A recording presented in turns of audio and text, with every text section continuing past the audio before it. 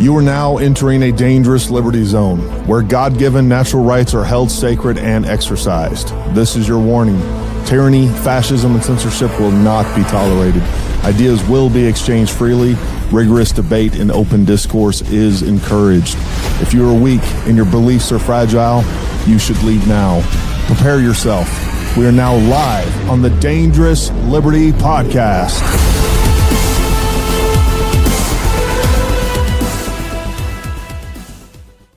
All right, folks, welcome to another episode of the Dangerous Liberty Podcast, where we know that safety at the expense of liberty is slavery. Folks, I'm excited. I got to be honest with you. This is one of the coolest podcasts we've ever done. I can't wait to introduce you to our guest. This is a topic that I've been following for many, many years. And I know it's kind of outside of our normal niche, but it's a fun topic. And I think you guys are going to have a good time. But real quick, I do want to say hi to everybody up there in the comments. We got a lot more people coming in. We want to say hi to A.M. Atkinson, Khan, John Rollins, Char S., Gary Shaver, Michael Henn, Drones Under 2A, Lori Matthews, MPCV, Black Dog 7. 07 Black Dog, Otter 14, Lori Matthews. And again, there's more people jumping in. And as you come in, make sure you say hello.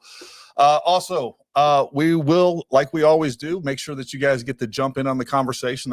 That's what this podcast is all about. So we'll be taking your comments. We'll be reading your comments. We'll be taking your questions more toward the end.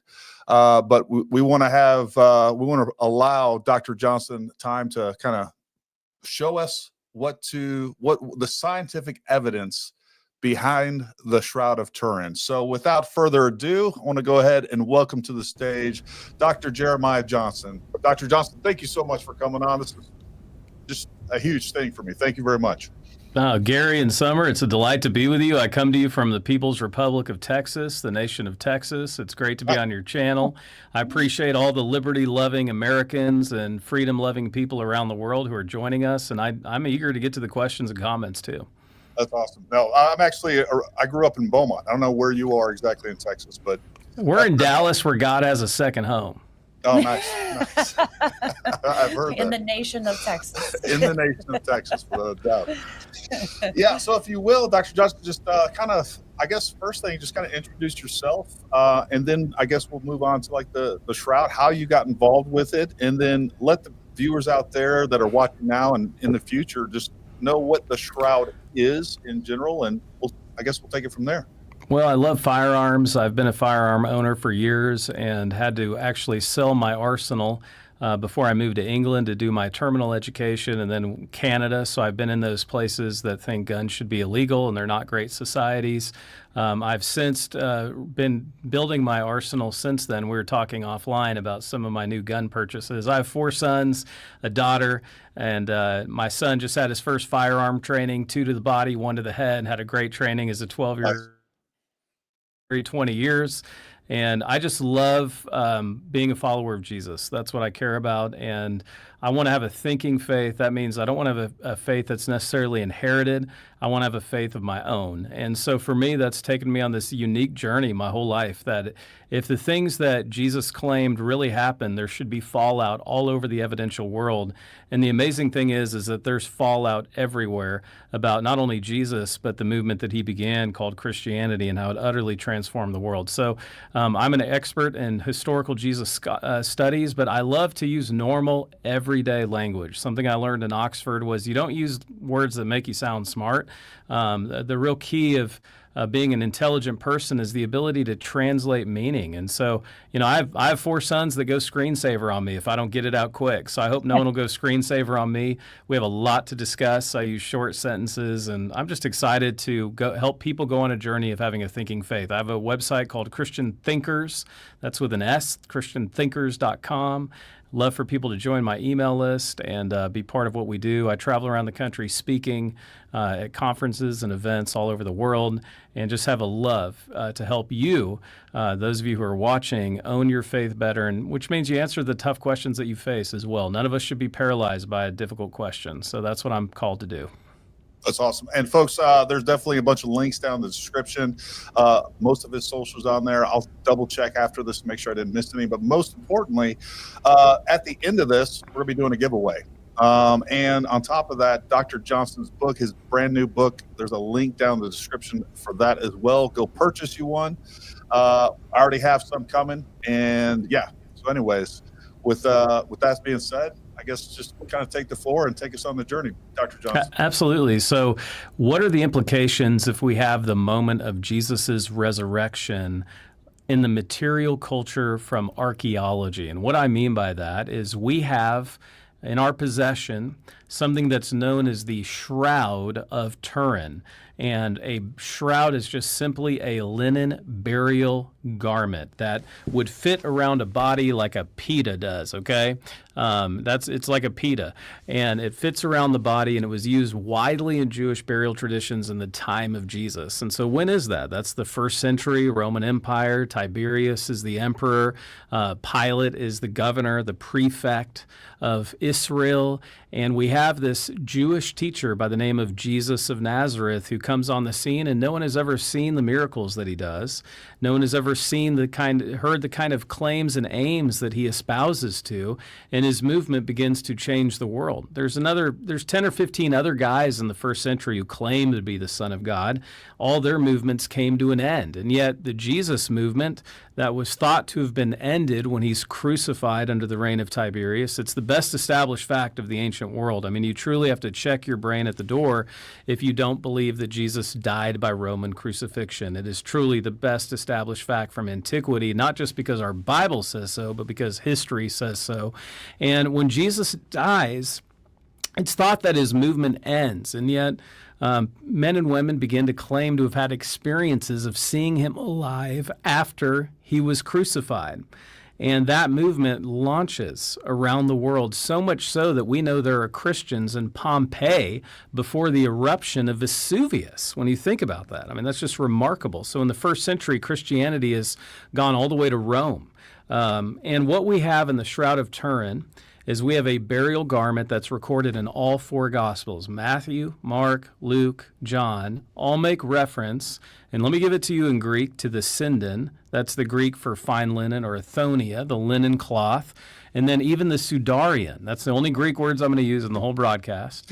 But all four make reference to the fact that when the earliest Christians saw not the empty tomb, but the burial garments inside the empty tomb, it says they saw and they believed. So there was something dynamic about the burial garments that they saw left behind in the tomb that caused them to believe that Jesus' body wasn't stolen.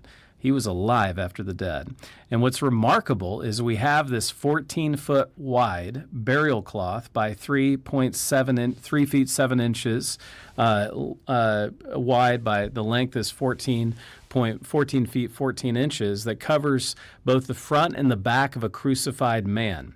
It's located in Turin, Italy. That's why it's called the Shroud of Turin. Now, it didn't get to Turin until the 16th century. But what's remarkable is there is an image on the cloth of the front and back of a terribly crucified man, and all of it corresponds with the first century world of Jesus. And so I'll just leave it with there, and I'm happy to answer any questions you have. Yeah, so have we traced, and I know it's been discussed, have we traced its movement from Israel to Turin? Yes, we have. In fact, it's fascinating because I mentioned this on an interview last week with Glenn Beck, and then I didn't finish it. We have the garment has been tested for pollen spores. So a criminologist by the name of Max Fry spent 5 years of his life tracing all of the pollen, the plant life, pollen spores on the shroud. Wow. And if it is indeed a medieval hoax, you would not expect there to be pollen from the land of Israel that only blooms in spring in the time of Passover when Jesus was crucified. Jesus is crucified again. We know for sure April 5th. April 3rd, AD 33, which means the resurrection would have taken place April 5th, AD 33.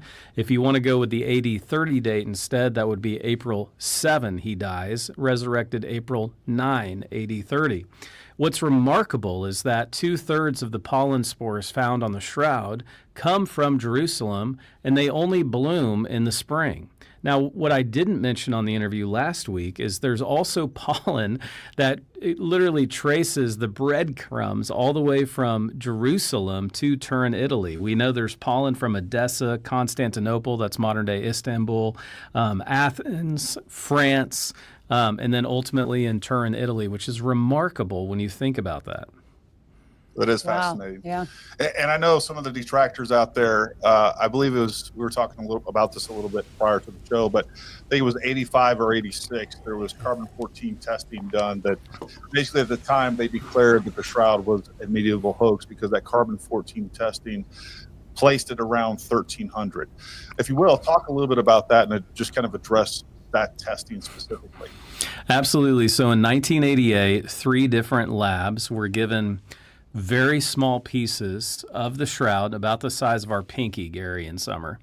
And they were given these 3 pieces of the edge. If I had my shroud replica with me and we were looking at it behind me, it would be up on the top left if you're looking at it.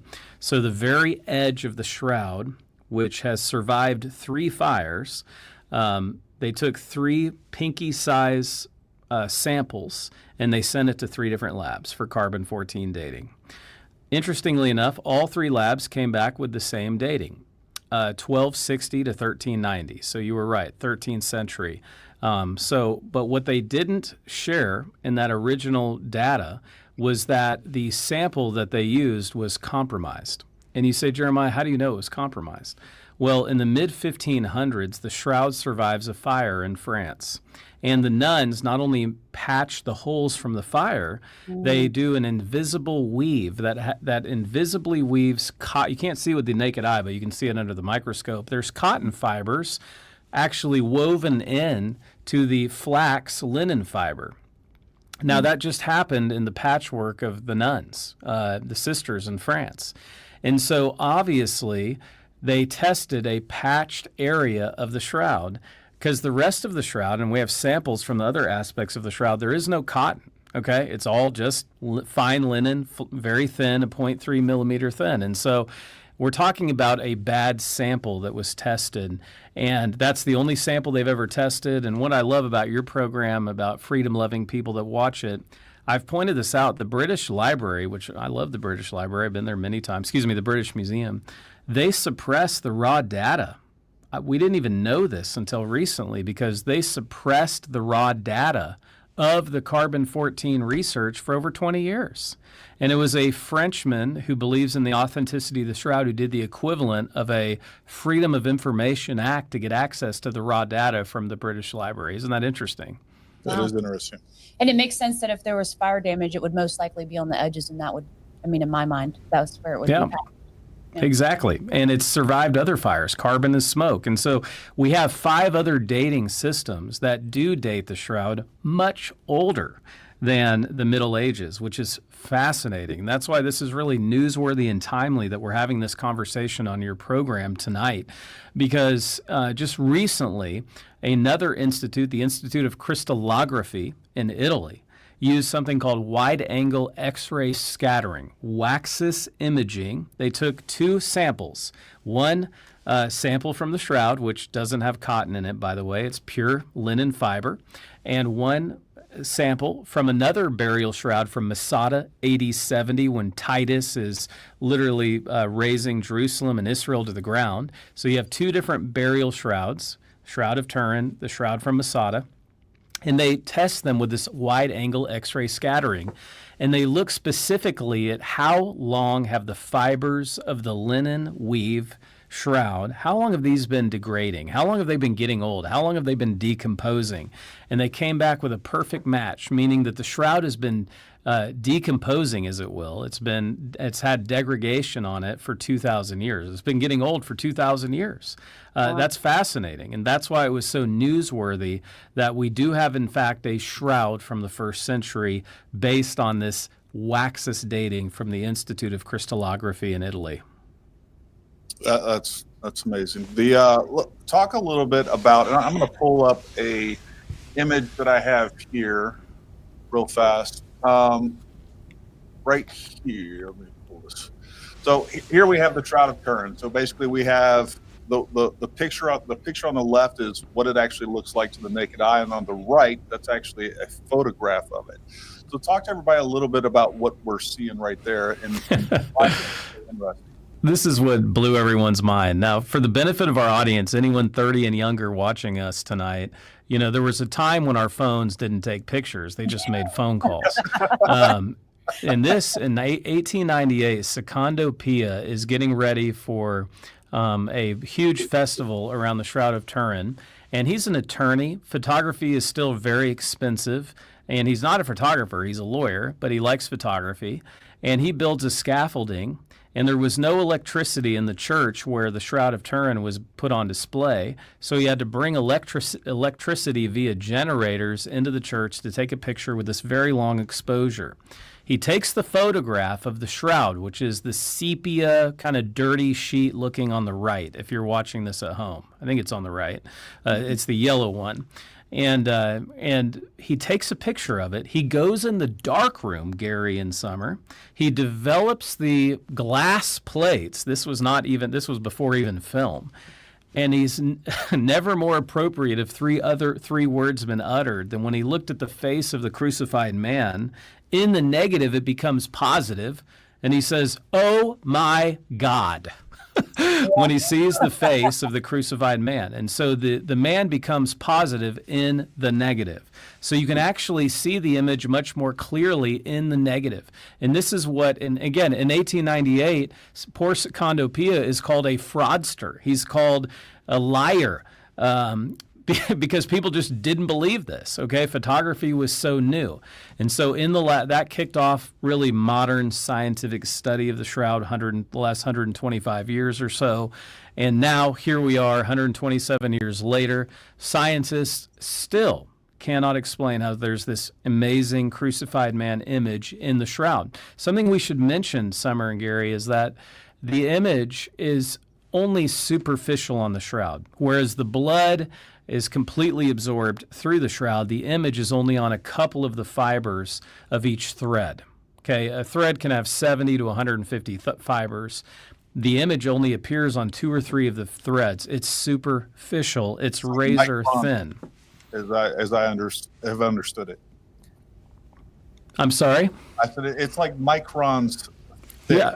Exactly. It is. This is where if you get too far away from it, the image vanishes, and this is where having it with this wonderful image you have helps us so much. And so the questions are: A, if 5 of the 6 dating references are correct, and we do have a 1st century burial shroud, who is the crucified man? And so that's when my expertise comes into play. My expertise is the historical Jesus, Roman crucifixion. We know a lot of crucifixion victims in antiquity. How many of them were crucified in the way that's reflected with the crucified man? This is a great image that I love because this is a representation of how much energy would have required the image to be left on the Shroud of Turin. And keep in mind, I'm just using image because modern language fails. There is no pigment, there is no dye, there is no stain, there is no paint on the linen shroud, okay? And so when I say image, I'm saying that just so we understand what I'm saying. But we know, again, based on another lab in Italy studying for 5 years, that 34,000 trillion watts of electromagnetic energy, which occurred at 1/40th of a billionth of a second, a flash, causes the image. And those of us who believe in the authenticity of the shroud believe that is the moment of resurrection. Jesus' body flashes alive in the physical bodily resurrection. Wow. Now, and there's a couple of things I think are worth bringing up too. Is number one, you didn't go into this believing that the shroud was legitimate. You thought it was a hoax prior to getting in there and studying on it. And the other thing I think is really interesting is they're finding that the shroud isn't just, it looks as if it's captured some movement by the ankles and some other things where it's basically caught a blurred or multiple images as portions of the person underneath this is actually moving. Is that correct? Yes, exactly. We can't explain how the image is in there. We can make approximations, but we truly cannot explain it. And you're right. I did not have the evidence for the resurrection is so powerful. We don't need the Shroud of Turin to believe in the resurrection more. We have incredible evidence for the physical bodily resurrection of Jesus. I have over 50 lines of evidence that I've written about in Body of Proof, both in the book and Bible study that I've written. But the shroud is fascinating because outside of the Bible, it's the only actual historical evidence that we have for the physical bodily resurrection that we can touch, which is really interesting to think about. It's fascinating to think about that. I was completely skeptical of it, not because I had studied it actually for myself and concluded that it was a hoax. I had read some headlines. I had seen some thinkers that I respected say, oh, that's just a hoax. And they were completely wrong, Gary. And now, having read the evidence for myself, I learned from everyone, but I never let anyone think for me. And having thought through the evidence carefully and then applied the specialty that I have with Roman crucifixion, I've concluded this is a slam dunk. We have the actual burial shroud of Jesus. That's fascinating. And now that they've been able to do much more in-depth scan, there's actually a lot more information that they're actually seeing within the shroud itself, correct? That's exactly right. Such as, again, let me make something clear. In 1978, 33 scientists go to Italy. They have 5 days to study the shroud, about around 120 hours. And these scientists are not theologians, they're not pastors, and they're men and women who said, like John Jackson from the Air Force Academy, a chemistry professor, who says, give me 15 minutes in the scientific method, and he jokes over drinks, I'll show you that the shroud is a farce, it's a fake, it's a hoax. They weren't saying that 15 minutes later after applying the scientific method. And these 33 scientists who did not believe it was authentic, but couldn't explain it at the same time, published their findings in the early 80s. And that's where they say this isn't a hoax. This is certainly not a forgery. This is something we can't explain. We have an image. It's consistent with everything we know about Jesus of Nazareth and the way in which that he was crucified. But we just, as scientists, we cannot explain it. Now, let me be clear. These are scientists from not just the Air Force Academy, but Sandia Labs, Los Alamos Labs. These are guys that were working on the A-bomb, Gary and Summer. They're from weapons labs. They're from the Jet Propulsion Laboratory. These are scientists that cannot explain how the image is in the shroud. And I find that very compelling. It's one of the 5 reasons that I believe the shroud is authentic. The greatest scientific minds cannot explain how the image is there, and they certainly don't believe it's a hoax, and they've gone on the record saying that. Wow. That's amazing. Mm-hmm. Let me see. Actually, you've alluded to, and I think Gary brought it up, how you've started this journey as thinking that this was not authentic, right? Why don't you tell the viewers a little bit about what compelled you to start looking more into that? I was interested in it on a variety of reasons. Number one, my book, Body of Proof, went to the bestseller list, which was a huge surprise. And media just kept asking me over and over again about the shroud. And I thought, well, I need to be more prepared to answer that. Mm-hmm. And early on in some of the interviews that I did, I didn't really know how to answer, and I was skeptical. So I blow it off. And there are videos out there where I really blow off the shroud. Well, then my son became interested. One of my sons, my oldest son, he's like, Dad, can we look at that together? And, all I care about, if I can't pass faith on to my kids, I'm going to go work somewhere, not be in ministry and just work somewhere else in a secular job, because all I care about is my kids walking with Jesus. So I'll do anything, go anywhere in the world where my kids are interested. Just took my daughter to Greece to study in the footsteps of Paul. I'll go anywhere to pass on faith to my kids. And my son Justin was like, Dad, can we look at that together? Well, he thought it was interesting, and getting more than 2 sentences out of a teenage boy who's a gamer today is like a miracle. And so I was starting to get paragraphs out of him of dialogue, and so I wanted to keep this going. So whether the shroud was authentic or not, I was going down this path with my son. And as we began to study it together, he connected with it spiritually. And here's a key, and why I think this is interesting for your channel, where I know you don't normally have these kinds of conversations, but you have conversations with thinkers and Christian thinkers. Yes. You know, we all want to find ways to connect with the next generation. And I am seeing that for Gen Z and Gen Alpha, anyone 30 years and younger, there is a fascination with this content. I mean, so, you know, I have videos, reels on Instagram that have 5 million, 2 million views, and primarily it's young people engaging with this content because they see it as a tangible witness to religious Christian things. And so that's what caused me, Summer, to go down this journey, was just wanting to connect with my son. But so I kind of had the dad eyes on it at first, and then I started putting my scholar eyes on it and thinking, wow, if it walks like a duck, quacks like a duck, it might be a duck.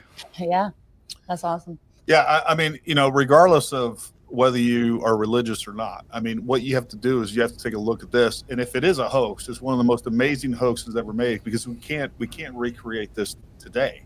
No. And what also is pretty amazing to me is the fact that we have, I know it's a really bad picture of this, but basically within the scan, they can actually see that there are coins on the eyes of the person, Right. on the eyes of Jesus. And they've got it to where they can get to the fidelity to where they've now identified, I think, at least one of those coins. Is that correct? Yeah, they think they're leptons or lepta, which are Roman coins. And to be clear, you can only see the coins on one image, the image from the 1930s that Henri took. And so, you know, as we go down the rabbit hole, not all we have a couple of really great images of the shroud. And this is a contested thing, okay? Just so you know, this isn't like a slam dunk, but it is compelling. Because in the 1930s Henri photographs, we see very clearly what looks to be these leptons that are on the eyes of the crucified man, which would be consistent with Jewish burial traditions and Roman burial traditions.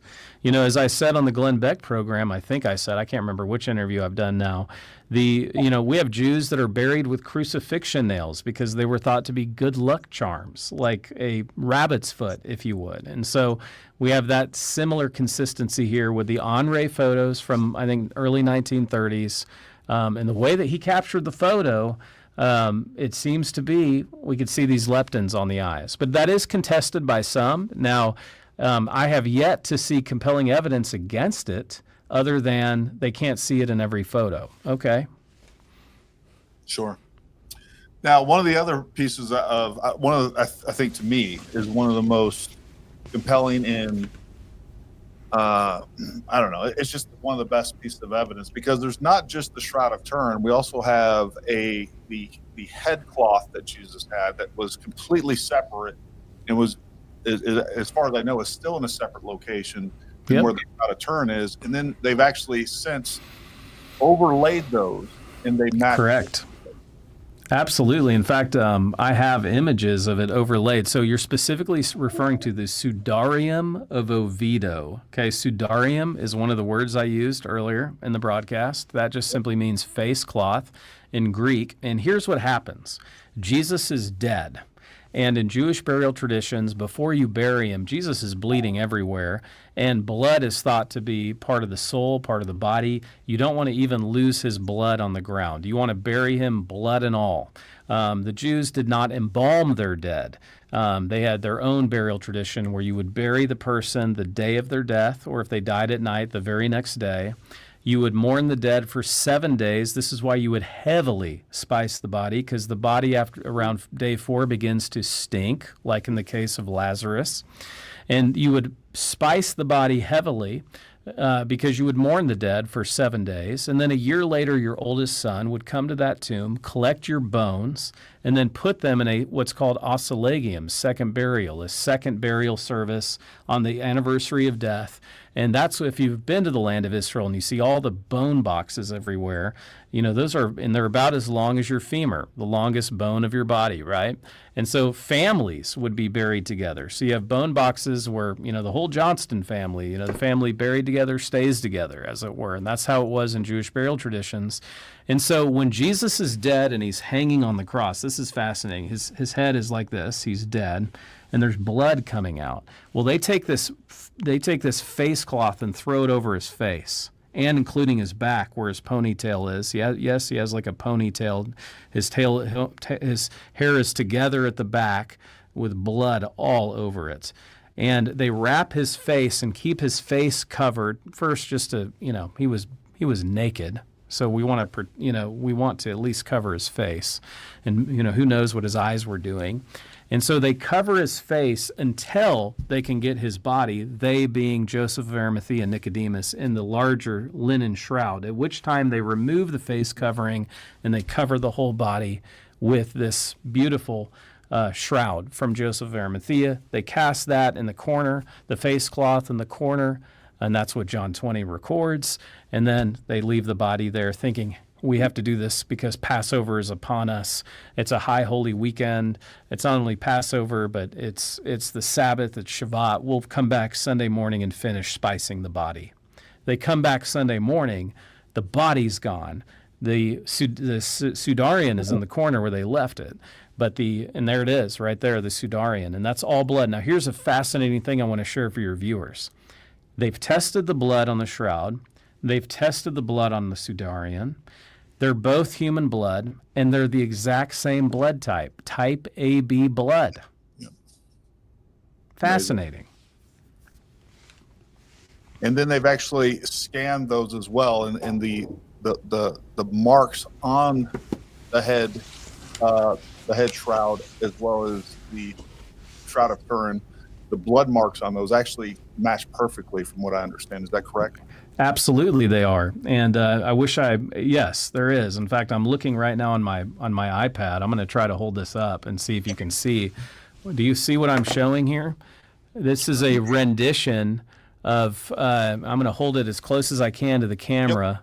That's the face cloth with the face positioned over it, if that makes sense. Mm-hmm. And this is what I do for the benefit of my audience is, see that how I put the face on there? That's the cloth that you were just showing, and then the face comes right over it. And that's where it was thought to be positioned with the shroud image. That is fascinating. And the Sudarium is right here. It's in Spain. This is a box that it's held in. I don't know if you can see this. Yep. But that's a box. That's a facsimile behind it, okay? But that is the box where it's actually at in modern-day Spain, Oviedo. So you've got the face cloth, which all that is Sudarian in Greek. You have Oviedo. It's in Spain, and that is very fascinating. It's just fascinating to me. We have the blood type, too, that matches. Why is the face cloth in Spain while the shroud is in Italy? That I'm not aware of. I'm not as aware of the provenance, as we call it, of the face cloth. I've just honestly not had time to study why it's there. So I'm going to just tell you that's something I'm still working on. Yeah, as far as I understand, those are almost like two separate holy relics that were, being kept by different people over time, and then come to find out, one was saying, we have the burial cloth of Jesus, the shroud, and then we actually had the head shroud of Jesus. And then I think it was just in recent times that they've done any testing to compare the two, as far as I understand. That's exactly right. That's nuts. Usually I wait a little longer for some questions, but there are some questions that are relevant to our discussion. I'll throw this up real quick. AMX said, did they do DNA testing on it with recent technology? Yeah, great question. I get this question all the time. We don't have enough information to DNA test the blood because too much DNA is on it. People have touched it forever. And so while we know that it's male blood, it's human blood, it's type AB blood, that's as far as we can go. We can't go any further than that because everybody's DNA is on it. I mean, I was horrified recently to see some of the worse work that's been done on the shroud, and people are leaning over it, breathing on it. They're not covered. So, people, this has been used as a tablecloth. It was used at infant baptisms throughout the years. And so, we can't go beyond that. And I have studied that at length, and we really don't know. But we do know it's an XY chromosome, so the person is fully human. And that's what we would expect, because theologically speaking, Jesus, yes, is fully God, but he's also fully human, born of a woman. And so he has those chromosomes in the blood type AB blood. What's interesting, too, a little note about the blood from the spear wound in the side is reflected on the shroud. There's a whole bunch of blood on the side, and when they tested that blood is postmortem blood, meaning they know that blood pooled after the crucified man was dead, which is different than the rest of the blood. And so, as I've been telling people, if this is a modern hoax, if this is an elaborate forgery, you would have to kill someone and then take their post-mortem blood and splash that on along with the alive blood, as it were. Right. It becomes so fanciful. Why on earth would you think it was a hoax? Yeah. And it's important to note, too, and again, correct me if I'm wrong on this, but as I understand it, it's AB negative. Is that correct? The blood type? I've only ever read a type AB blood. I've not read the AB negative in any of the hematological reports. Well, you would probably know better than me. I had heard that, but either way, AB is pretty rare blood type to begin with. And we have a head shroud in one place, and then we have, the Shroud of Turin in another. And for those to have the same blood type at all, right, in of itself is pretty crazy. And they knew nothing about blood type, right? And 700 years ago. So let's just stay down. If this is a hoax, it becomes so elaborate. This is why a British man has said he'll give £1 million to anyone who can replicate what we have in the shroud. Yeah. It's because they weren't even aware of blood types then to know. Exactly. That's just like they wouldn't be aware of the pollen spores that we have, just like they wouldn't be aware of the other uniquenesses of the shroud. And we do have the shroud from antiquity as well, reflected much older in antiquity. There's an image of the shroud in the Hungarian Prey Codex, which is 100 years before the carbon dating. We know the shroud is in Constantinople. We know Eusebius writes about the shroud, in the 4th century. So the shroud is much older even from antiquity that we know from the coinage, numismatics, from also the writings of different historians like Eusebius and others. So there's a fascinating history of it that antedates, if you will, that predates the alleged medieval date. Richard Stryker said, would that type of linen have to be preserved in any way to survive over 2,000 years? Great question, Richard. I think it was Richard. Sorry, I'm reading backwards. No. Linen is extremely stable. In fact, I got a message the other day from a Baylor graduate who watched one of my recent videos where I talk about the Tarkan dress, which is 3rd century BC, 3,000 BC, excuse me.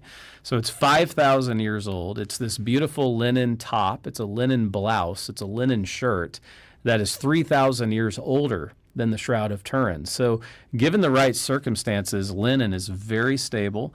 What's fascinating, though, to me is that the Shroud of Turin is a herringbone weave, which would have been very expensive and something that Joseph of Arimathea would have bought for himself or maybe his wife in their pre-death planning. We know that he has an elaborate tomb on the main intersection in and out of the old city of Jerusalem. So he's got his burial plot. He's going to be remembered. People are going to walk by Joseph of Arimathea's burial for generations to come as they go in and out of Jerusalem. They're never going to forget him. And oh, by the way, he's buried with the finest linen that you can have. He purchased it for himself. And yet he has that available and he gives it to Jesus. Wow.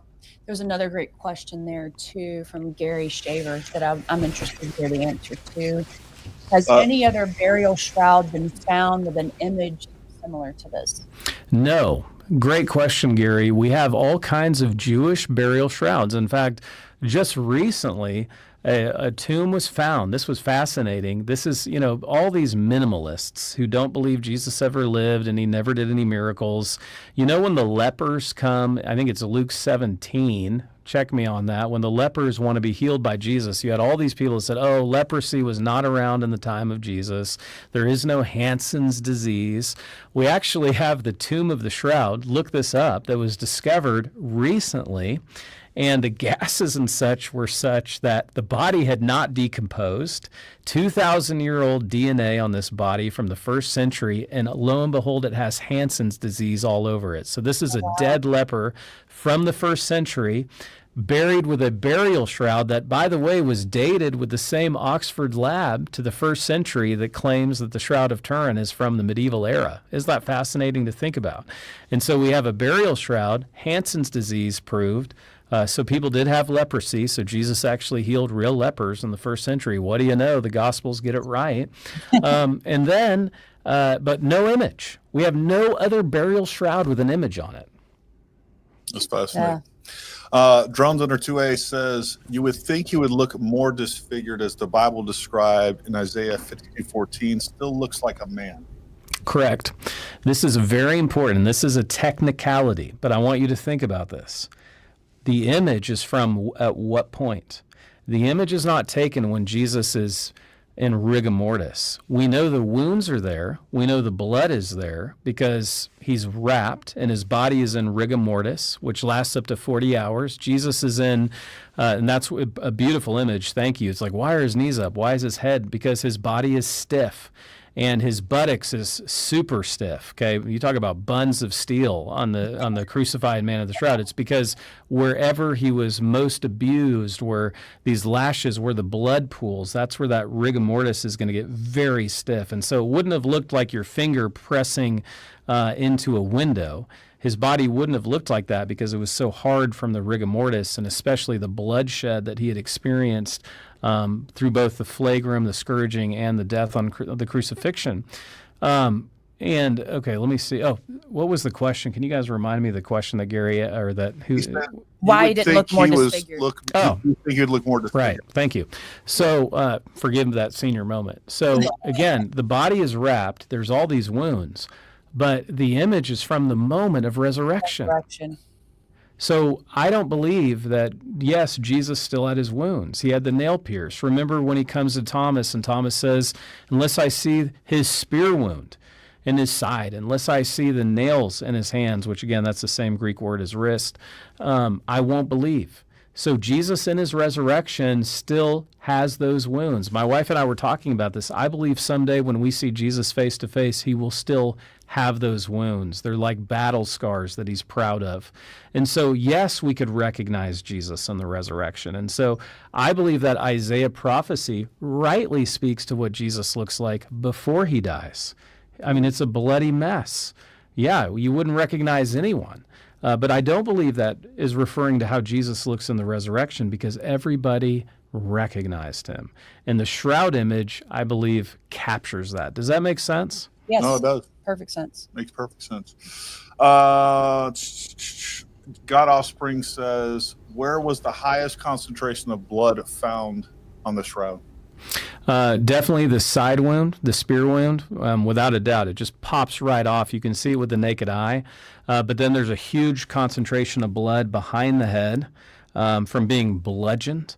There are 30 to 50 puncture marks where the helmet, the dome of thorns, would have been put on his head. This was no mere thorn sweatband, like some kind of wreath. No, he was crucified completely naked, but he wasn't totally naked because they put a helmet of thorns and they crammed it on his head. And so we have 30 to 50, depending on how you count it, puncture marks.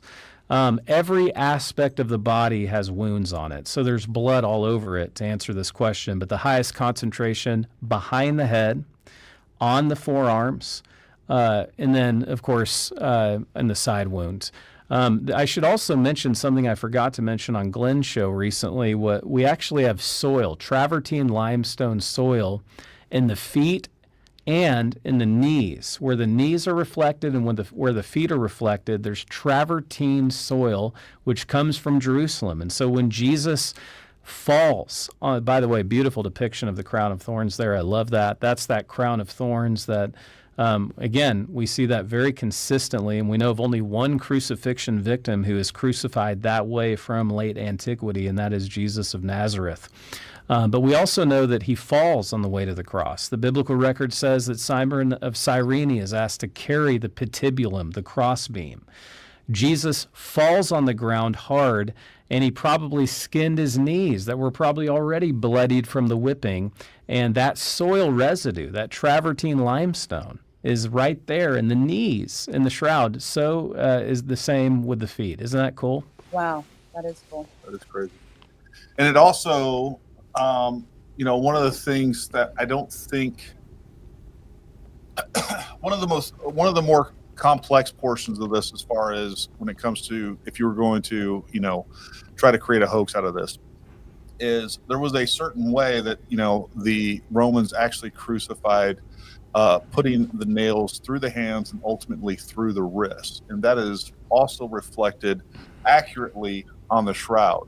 Can you talk a little bit about that? Yeah, absolutely. In Christian tradition, and certainly in medieval tradition, the holes are always like right here in the middle of the palms. Well, this could not hold up 170 to 180 pounds. It's just not going to happen. It's going to rip right through the hands. But if it goes through the wrist, that's a whole different story. It goes right through the bones, and that will hold up the body that's 170 to 180 pounds. Again, medieval Christianity gets it wrong. The shroud, which is 1,300 years older than that, from the first century, gets it right. And again, the same word is used in the Greek New Testament for the hand and the wrist. The nail piercings are in the wrist of the crucified man, which is consistent with how men were crucified under the Roman Empire. And we see that reflected, that big white speck right there, or the black one if you're looking at the other one. That's all the blood from the wrist. So we know 3 nails are used, 2 in the 2 wrists, but we know the feet are nailed together with 1 nail. And so Jesus is gasping for every breath. It's hard to imagine that he even had the ability to speak because his lungs are filling with blood. He can't hardly breathe, and yet he is able to utter certain things from the cross. What is he uttering? Psalm 22.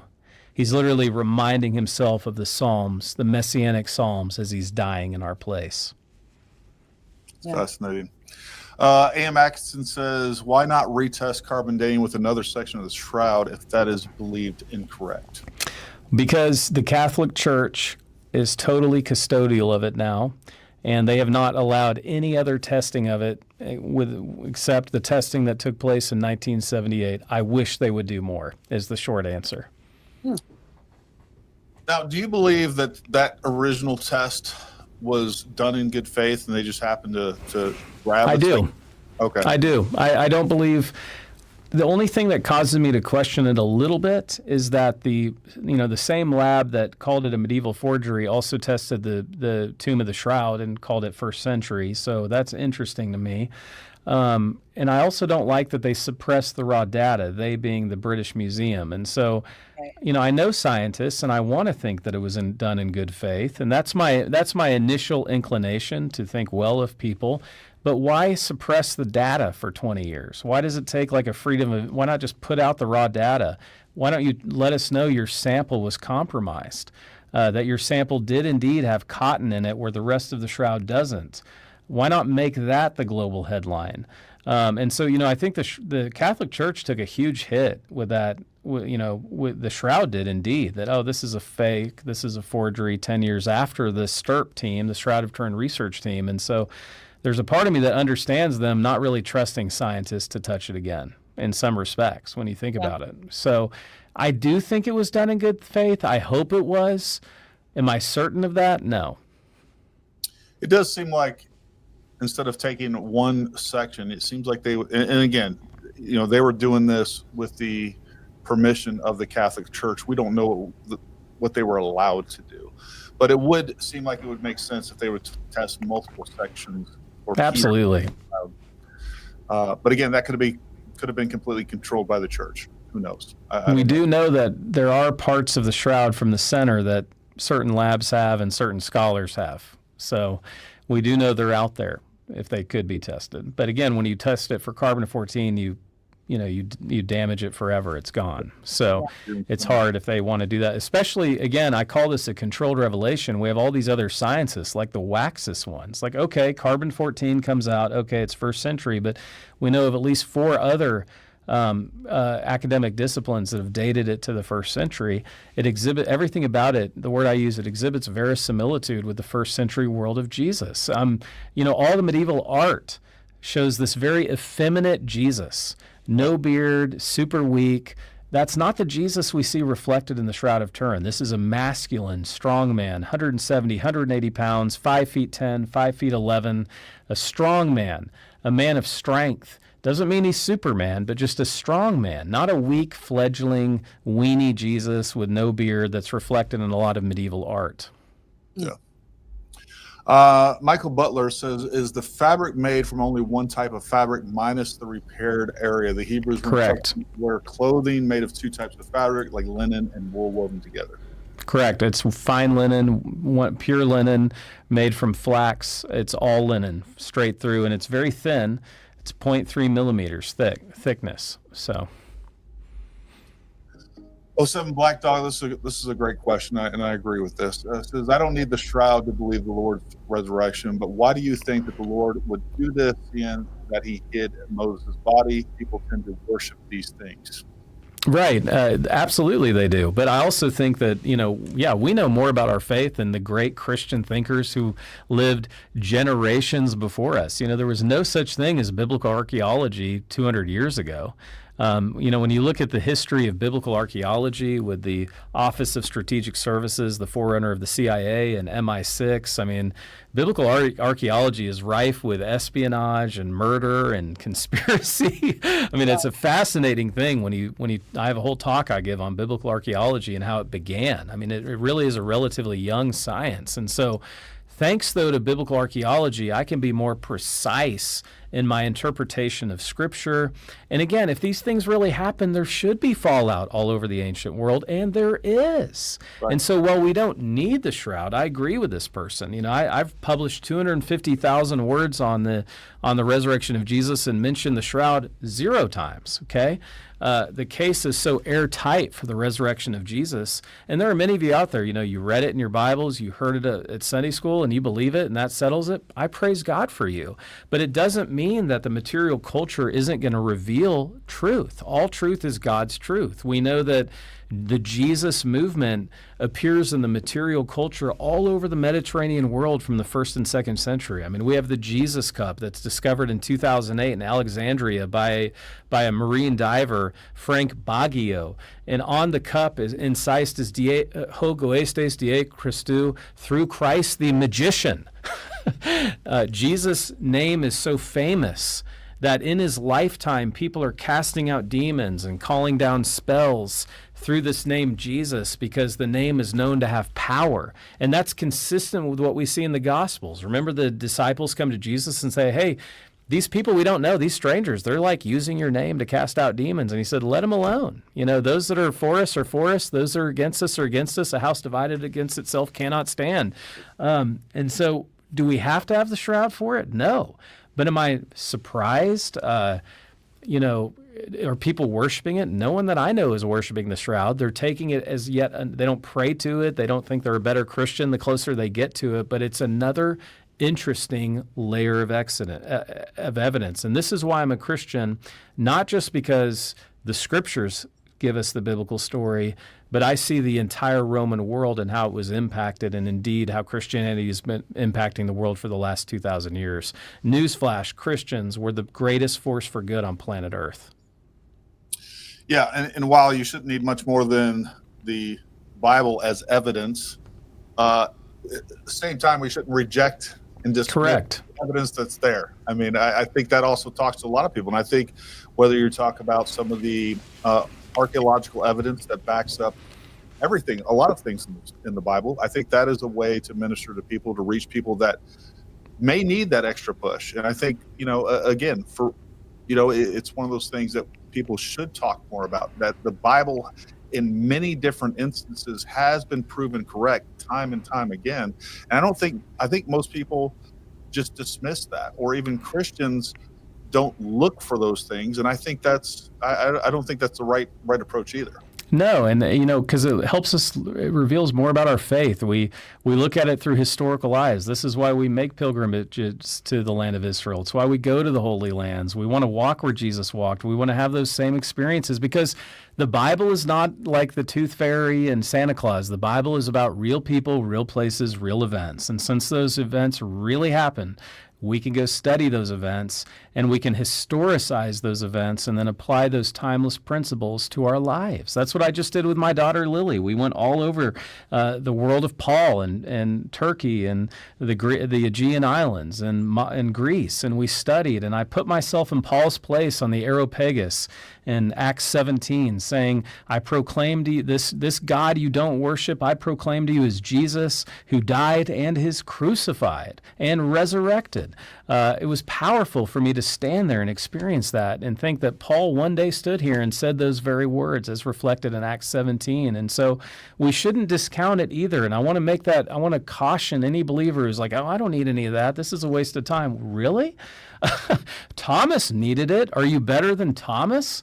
Are we better than these early Christians that, hey, they needed some proofs? And when Luke opens up his magisterial work, Acts, and he uses the same word autopsy, he said, we were autoptes.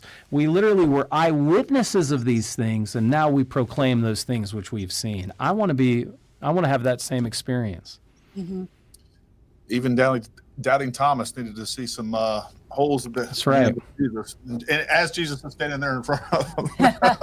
And Jesus does not shame him for that. Jesus does not shame John the Baptist in Luke 7 when he says, hey, are you really the one? I know I baptized you and I said, behold, the Lamb of God who takes away the sin of the world, but I'm having my doubts because I'm getting ready to have my head chopped off. I'm in the prison of Machaerus, and Herod and Antipas is getting ready to cut off my head. Are you really the guy? And what does Jesus say in Luke 7? Go back and tell John. And he gives him evidence. He says, don't feel this way or don't vibe me. He says, the blind see, the deaf hear, the lame walk, and the dead, and he uses the Greek, are nekrosagyro, the dead stand up alive. That's me. I think this was a misunderstanding of something that you said earlier. Derek Tyler, I know it is. He didn't hear completely, but Derek Tyler said, regarding Hansen's disease, it would be unscriptural if the sacrifice wasn't free of disease. Is it possible that one of Jesus's handlers or someone in the Middle Ages transferred evidence of the shroud? You were referencing a different shroud. Right. Yeah. Sorry about that. Yeah. No, there is no Hansen's disease on the Shroud of Turin. I was making the comparison that we have other shrouds, other burial shrouds from the land of Israel in the time of Jesus, and that the same lab dated that shroud, the tomb of the shroud, to the 1st century, that tried to say the Shroud of Turin was medieval. And I was just throwing in a footnote that, by the way, that had Hansen's disease on it, which is yet another evidential proof that the Gospels get it right. Sorry for any confusion. No. It's okay. Peter Terrazas saying the imprint is a result of the intense quickening light regenerating his return from death to life again eternal. So, and that is essentially the conclusion, that the moment that Jesus, and I'm asking you to correct me if I'm wrong, but the moment that Jesus,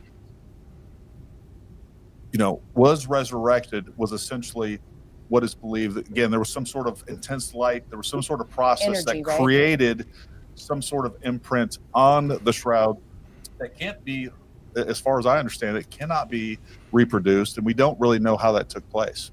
We can't replicate it. We're trying. We can get up to that level of energy, but it has to happen a lot longer than 1/40th of a billionth of a second, and then it just absolutely tears the sample to shreds. It just completely dies. The sample doesn't make it. And so we can't reproduce it. Yes, it is the moment of resurrection. So you think about, what are the implications here? We see similarities. Mark chapter 9, Jesus is transfigured, and the disciples want to stay there. We know Revelation says that someday there will be no need of the physical sun in the new heaven and the new earth, the resurrected heaven and new earth, because Jesus will give everything light. Literally, light will emanate from him, so we won't even need the sun then. And we see that reflected at the moment of resurrection in Jesus. And so we have to ask ourselves then, if this really is authentic, And if it is Jesus' resurrection, what are the implications? And so that's what we might leave people with. Well, it validates everything Jesus said. He died, he rose again, so everything Jesus taught about is true. He's coming back to judge the living and the dead. He's the King of Kings. He's the Lord of Lords. So it validates every bit of his teaching. It also tells me that this is God's answer to the suffering and injustice in our world. So many of us, the question that never goes away, why did this happen? Where was God when this happened? The resurrection seems to be God's answer. And then finally, it gives me hope. I don't live just for this world, the 80 or so years I may have on this earth. I'm living for the next life, the life that lasts forever, and there's good evidence that that's going to be a physically resurrected life. We're going to know each other then, but our bodies are going to be different, and they're going to be like Jesus' body, and that is a message that will get traction today. Folks, I see some comments over in the said comment section that are getting into doctrinal and or denominational points of contention. That's not what this is about. We're not gonna delve off into that. I don't see anything productive taking place here. Go talk to your pastor and bring those debates to somebody else. I don't think this is the place or the forum for that. We're talking about the historic and scientific evidence behind the shroud, and I think that's where we need to keep it right there. Let's see. Otter did ask, and Otter, I'm so glad. So we've been streaming on YouTube, Rumble, X, and Facebook for a really long time. And it wasn't just till recently that, I don't know, I guess Rumble did some sort of plug-in to where we could actually see the comments on Rumble on this platform, on this StreamYard platform. So Otter's always over on Rumble, and it's just nice to be able to see him over there. So Otter says, what did they use to wash his body? Was it just water? We don't know. I can only speculate. We honestly don't know. And this is where I'm never going to go further than the evidence. We know his body was prepared in haste. We don't know that it was necessarily washed, because I truly believe they thought they were going to return Sunday morning with spices. By the way, there's no evidence of any spices on the shroud. I should mention that. I get that question all the time. What about the 100 Roman pounds, 75 U.S. pounds of spices? Well, the shroud has no evidence of any spice on it. So maybe they're coming back Sunday morning to spice the body. Maybe they didn't get around to it in time on Friday before nightfall when the body had to be buried. These guys did not have much time. So we just don't know how the body was washed. We just know the body was prepared. I think it was prepared in haste. I think it was kind of a part done job. And I think they were returning to do the rest on Sunday morning. Interesting. What are some other elements of the shroud? Khan's asking, was it treated with olive oil? I know we've talked about the frankincense and myrrh that I don't think actually you said there wasn't evidence of. Correct. What are some other elements of the shroud that most people probably don't know about? Just the brutality of crucifixion. We know that there's 700 scourge marks. There's 372 wounds, but we don't have the lateral sides. We only have the front and back. And so we know all of the front and back. The body is just covered with wounds. There's not a part of the body that's not wounded. So Jesus was whipped on the front and on the back in the nude. But we don't have the sides. We don't have the lateral sides on the shroud as far as the image goes. So we can estimate somewhere around over 700 wounds. 120 lashes. Jewish law had a law that you could only lash someone 40 times. Roman execution had no such law. And so we think two guys probably wailed in about 60 lashes each. They were probably very fatigued. They probably gave Jesus everything they could. We know one was taller than the other. They whipped and scourged him in a very close proximity, so there was a demonic intimacy to the abuse that Jesus. Don't think that this is a whip like with the length of Indiana Jones from the movies. They're kind of whipping him from the other end 25 yards away. No, this is a very intimate lashing. They're very close to him.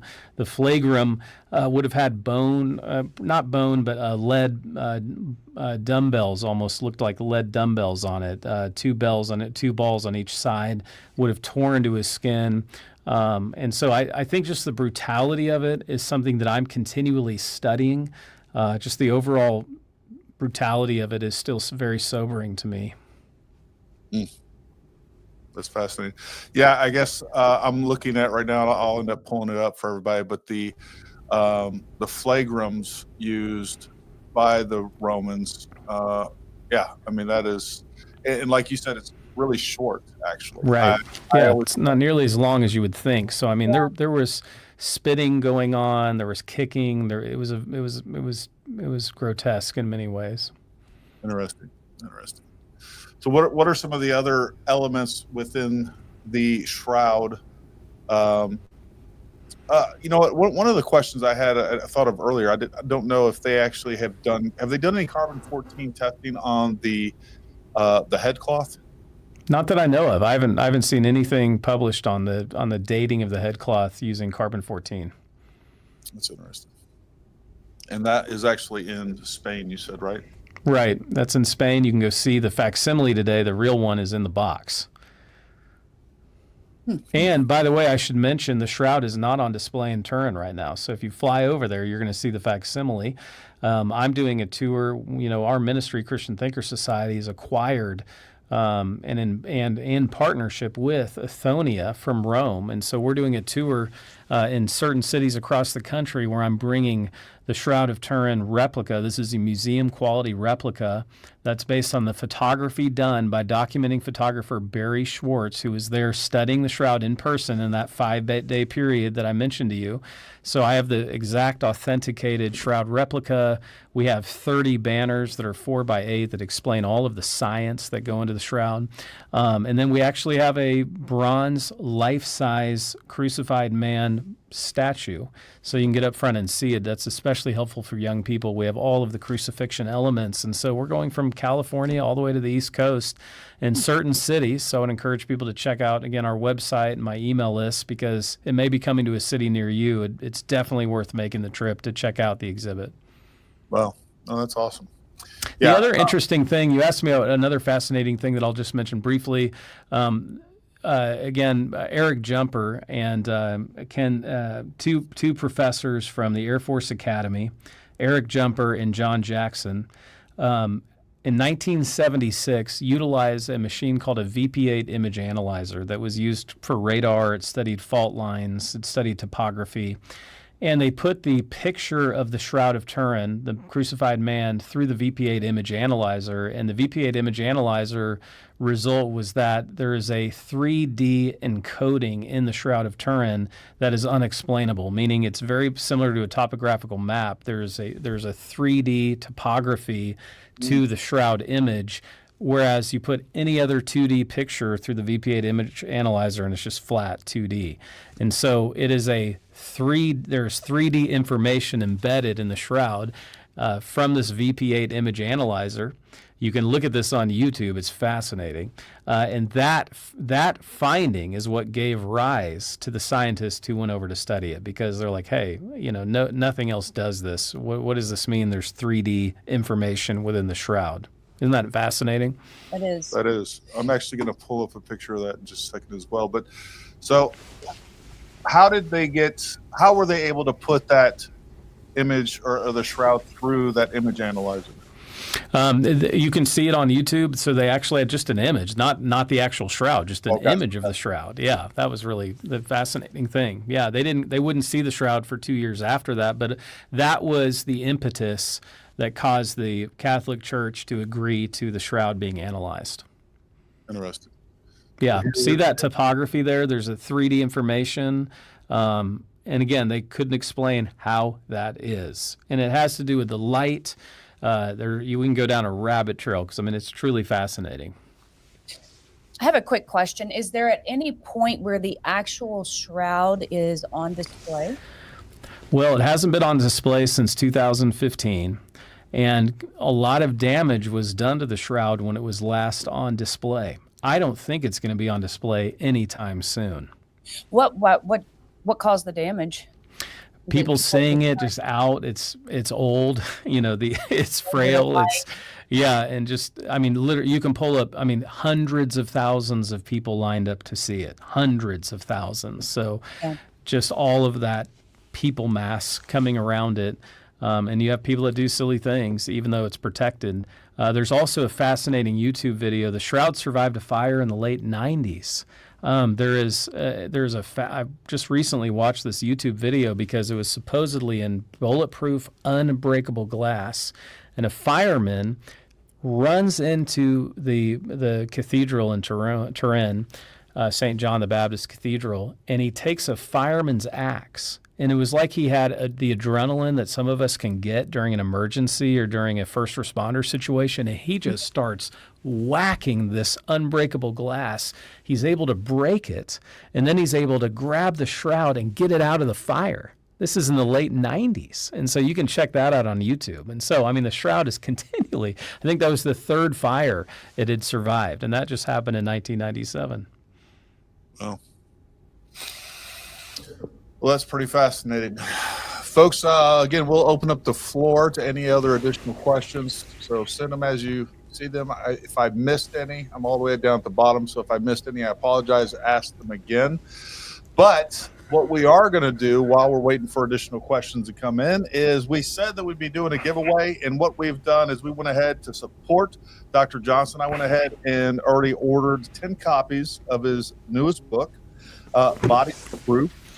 And we're going to be giving those away, and the way that we determined who would be sending those to was the first 10 people that showed up in the comment section. So, Summer, if you will, just kind of read through those. And folks, if your name is called or your little screen handle is called, make sure you guys send us email services@ParamountTactical.com. Give us some bona fides there. Give us your screen name if it's not your real name, and then your also send us your address, and we will get these books out to you as soon as we get those in. Thank you guys for doing that. Yeah, absolutely. Our pleasure. We have A.M. Atkinson, Con, John Rollins, Shar S., Gary Shaver, Jason T.G. Sponsler, Michael Henn, Drones Under 2A, Lori Matthews, and MPCV. Those are the 10. So, folks, if your name was called, shoot an email services@ParamountTactical.com. I got a banner down here. I'm going to use it since I have it. There we go, right there. Boom. Services@ParamountTactical.com. We're super fancy here at Paramount Tactical. That's why it's in handwriting and that's right. That's we're fancy. Let's see. This is actually a really good question, and I think important. Isn't the image only on one side of the fibers? This is interesting. Yes and no. The image on the dorsal, so the back, is not on the back of the shroud, but the image does go through on the front to the other side, which is interesting. So it's still superficial, but you can see the image on the other side of the front, not the dorsal, the back side, because that was against the limestone. But the image does go through on the front in some areas. So it goes all the way through the... Yeah, really interesting. It's not full absorption like the blood, but you can see the image because it's this belief. You can Google this. It's too much for this conversation, but this fall-through hypothesis that the body just, when it came to life, just went through the sheet, essentially. Interesting. We're going to jump into something I guess I'm I'm pretty skeptical of, but opinion regarding, and you feel free to answer this if you want or not, but opinion regarding Ron Wyatt's claim that he found the Ark of the Covenant and took some dried blood from the mercy seat to a lab. When reconstituted and examined under a microscope, the cells were still alive. So again, I want to be super respectful because there's fine Christians that have been very moved by Ron and his work, and so I say this with fear and trepidation. But I work with actual archaeologists who are licensed with the IAA, who tell me that Ron has no credibility, and so I would not put any weight behind his findings. I just spoke for Associates of Biblical Research. This is an incredible Christian organization that has work right now in places like Shiloh. They call it Shiloh in Israel, by the way, but they're in season 5 of their dig at Shiloh. They've dug, they're a license with the IAA. I was asking the director of excavations about some of these claims because I want to look at these. Are all great questions, and again, they're just YouTube famous. There's no evidence behind it. And so I want to be careful saying that because there's a lot of fine Christians that have been really moved by his work, and I certainly respect that, but it's not respected out in the real world of archaeology, if that makes sense. Yeah, and folks, as far as I know, somebody was just asking Dr. Johnston, his website, and it's Christian Thinkers.com. ChristianThinkers.com. I thought that was actually in the description below. I just checked. That will be remedied right after we end this stream. We'll make sure we get that up there. So ChristianThinkers.com. Throw up Joe's comment real quick. Joe. All the way at the bottom. Joe, I came on late. Have you mentioned about the upcoming International Shroud Conference in July, August 2025? I didn't even know there was one.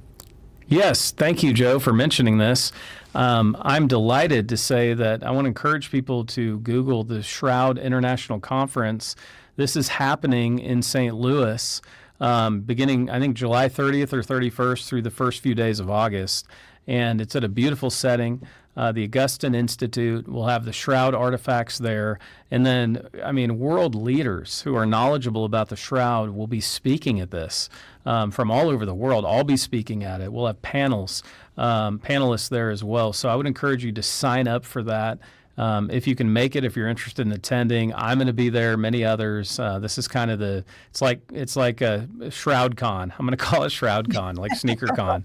It's where you want to be if you're a Shroudie or interested in these kinds of questions. That's why I'm very happy to be part of it, and I'm honored they asked me to. It's SHOT Show for the Shroud. That's right. SHOT Show for the Shroud Code. Is Shroudy a thing? Is that a Yes, Shroudie is a thing. I've come to understand. Well, that's pretty fascinating. Yeah. Well, folks, first of all, Dr. Johnston, I can't thank you enough for coming on. This has been super cool. It was What great an honor. talking. I've loved it, Gary and Summer. I've loved every minute of it. Thank you so much for your questions. And also thank you for doing the book giveaway with my book, Body of Proof. I really appreciate that. Absolutely. Our pleasure. That's the least we could do. But yeah, we'd love to have you on anytime you got some new stuff coming out or new information comes out. We'd love to have you on. And I know you do a lot of other research other than just the shrouds. Right. We could fill up several more hours just talking about biblical archaeology. Folks out there, if you haven't ever been to the Biblical Museum, the Bible Museum of the Bible. Museum of the Bible in Washington, D.C. It is one of the most fascinating, just again, objectively speaking, one of the best museums that you will ever go to. I'm assuming, Dr. Johnston, you've been there. I've been there. I signed it in steel when it was being built. So I was one of the people that helped get it off the ground. So y'all, I'm going to say goodnight because I'm actually going to get to the book of Romans study that I go to. I'm under the teaching of God's word. So if you don't mind, I'm going to say goodnight and get over to Romans so I can join my wife. She's texting me saying she has a seat saved for me. But thank you guys for having me on. Absolutely. Thank you. God bless you guys. You as well. Thank you. Take All care. right, we're going to call it a night, but we thank you for tuning in. And as always, until next time, stay armed, stay ready. We'll talk to you.